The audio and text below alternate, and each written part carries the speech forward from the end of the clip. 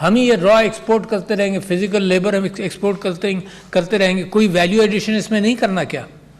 आप एलीट हैं, आप मज़े में, आप पढ़ लिख गए, आपके लिए रास्ते खुलने शुरू हो गए।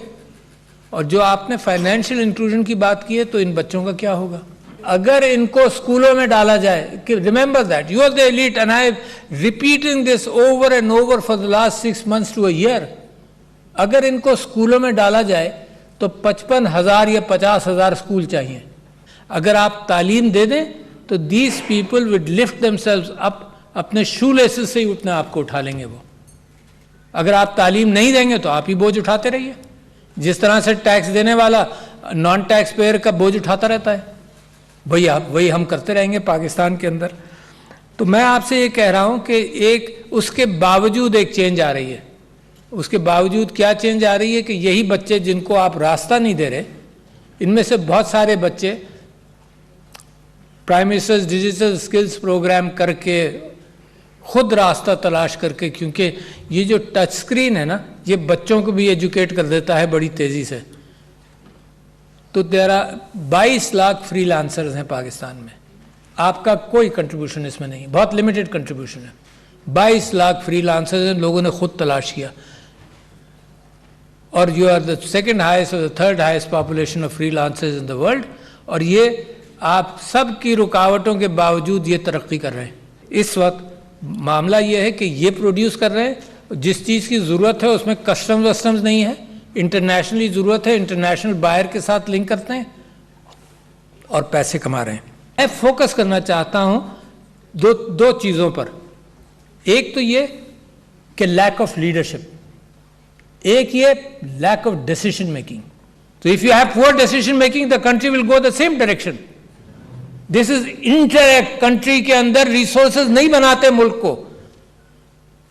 मेरे भाई diplomat from Oman, good decision making. Singapore, Dubai, nothing in the ground, progress किया, नथिंग इन द ग्राउंड। जमीन से उनको कुछ नहीं मिला, न तेल मिला, न मादनियात मिली, पानी की किल्लत मिली सिंगापुर को। दुबई ग्राउंड में तेल नहीं है, but good decision making. Simple लोगों ने सही फैसले किए, कोई आइंस्टाइन की जरूरत नहीं है आपको, यह कोई नई चीज नहीं है जिसको करना है। तो मैं ये कह रहा हूं कि फाइनेंशियल इंक्लूजन से पहले पॉलिटिकल इंक्लूजन। अब ये जो लाखों करोड़ों नौजवानों ने वोट दिया है, इफ यू इनका कॉन्फिडेंस जमहूरियत के अंदर मुझे खुशी होती है सुनकर देखकर। तो लेडीज एंड जेंटलमैन, प्रायोरिटीज को पकड़ो। मैंने आपसे कहा 2,62,00,000 बच्चे बाहर हैं स्कूलों के, ये प्रायोरिटी मेरी नहीं है, किसकी होगी? लोग मर रहे हैं, mail nutrition, stunting, health sector आपका खराब है, कहां से आएगा सब कुछ? पैसा ही नहीं है आपके पास, विल नहीं है, आइडियाज नहीं है, आइडियाज नहीं पकड़ रहे। कोविड से पहले जनाब ये जो कोविड आया ना, तो कम से कम ऑनलाइन एजुकेशन की बात लोगों ने हजम कर ली। I was talking about this since 2007। जिस मुल्क को जरूरत थी उसने नहीं अडॉप्ट किया। जब कोविड आया तो हलक खींचकर कोविड ने उंडेला इसको कि ऑनलाइन भी बहुत कुछ हो सकता है, इसके जरिए बहुत कुछ हो सकता है, तो हमने अडॉप्ट किया। 5th biggest country in the world as far as human intellect and people are concerned, and you rank so poor। जो आपके नंबर्स अभी आपने बताए वो रैंकिंग के एतबार से कितने पुअर है।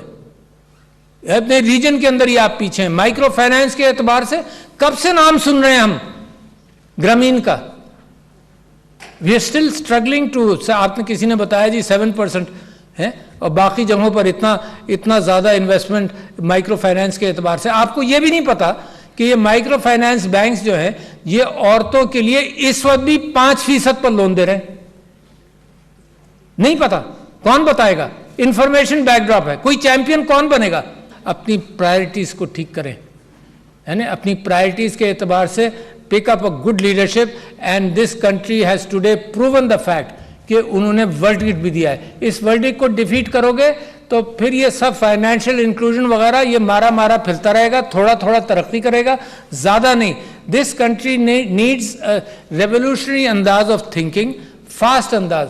5-10 साल चाहिए सिर्फ कि अपने रिसोर्सेज को, इंटेलेक्चुअल रिसोर्सेज को पॉलिश कर ले, और उसके बाद तरक्की आपके पैर छुएगी।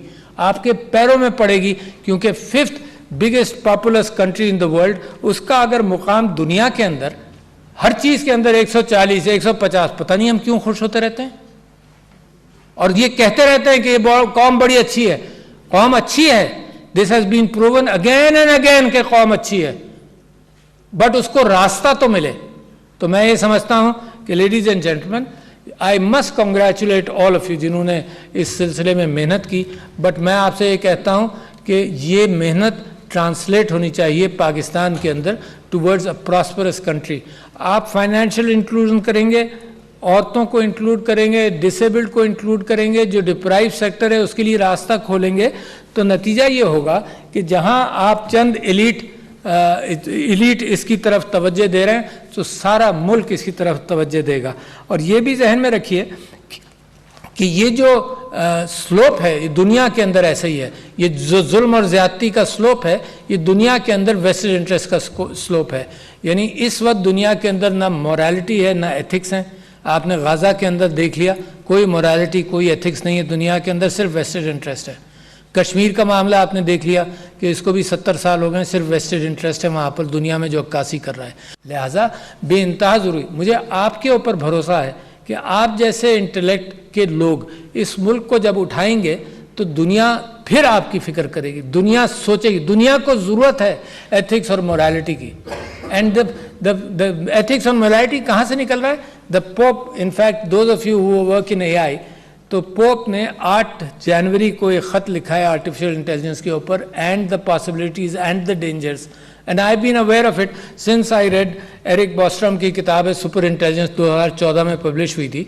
तो पोप ने उसके ऊपर खैर वो बात की, मगर मैं ये बात आपसे कहना चाहता हूँ कि पोप ने गाज़ा के ऊपर बात की मोरालिटी के एतबार से, जो बाइबल ने सिखाया, जो हज़रत ईसा ने सिखाया, उस मोरालिटी के एतबार से। तो देयर आर आइलैंड्स, बट सबसे अच्छा आइलैंड, मुझे ये उम्मीद है कि सबसे अच्छा खूबसूरत आइलैंड का इम्कान है पाकिस्तान से निकलने का। This is a vibrant country, a vibrant कौम, मगर वाइब्रेंट कौम को अगर उसके मैंडेट को भी इग्नोर किया जाए तो उसकी वाइब्रेंसी ख़त्म होने का इम्कान है। और मैं समझता हूँ इतना बेहतरीन मौका है पाकिस्तान के लिए टर्न अराउंड का कि आई बिलीव कि अल्लाह मियाँ रास्ते देता है मगर मुसलसल रास्ते देता नहीं रहेगा शायद। मेरी दुआ है कि अल्लाह आपके लिए रास्ते फराहम करता रहे और आप उन रास्तों को पहचान लें। ये गुमराही से निकलकर, ये रास्ते गुम कर देते हैं ना, उसी को गुमराही कहते हैं। गुमराही से निकलकर सिरातुल मुस्तकीम को पकड़ लें, सिरातुल मुस्तकीम को पकड़ लें तो इंशाअल्लाह nobody can stop you from becoming a great country which is my dream and your dream.